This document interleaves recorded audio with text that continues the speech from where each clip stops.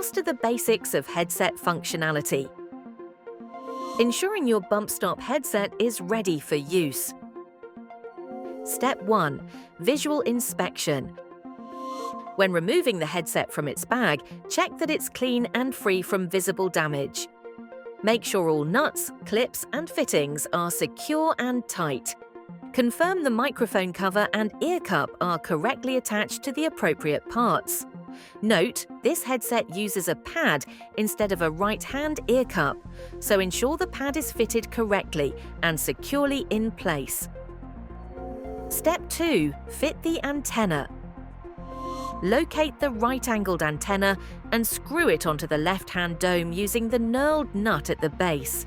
Once attached, ensure the antenna is pointing upright, as it would be when worn, towards the sky. Step 3. Power on. Find the power button, which is either black or white depending on the headset version, and located on the underside of the left-hand dome. Press and hold for 1 second, then release. The LED will illuminate green. If fully charged, the LED flashes 3 times with 3 beeps. At 30 to 80% charge, it flashes twice with 2 beeps. Below 30% charge, the LED flashes once with a single beep.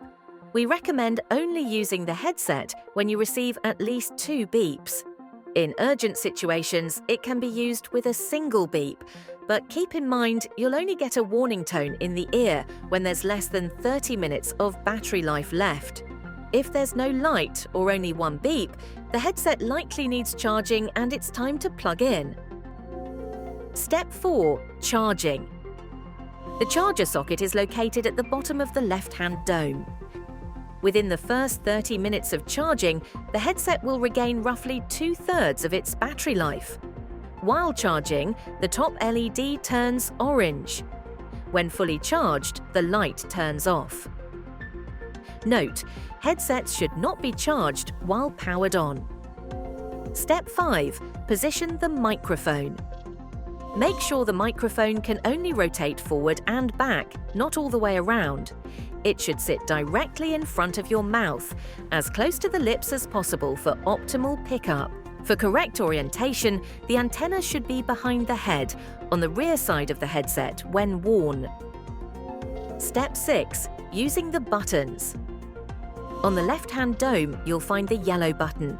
This is a latch-on/off button that, when pushed in, activates the headset microphone to go live, allowing communication with wing walkers, de-icing teams, or another headset. Headset volume is adjusted using the black knurled turn wheel located on the outside of the ear dome.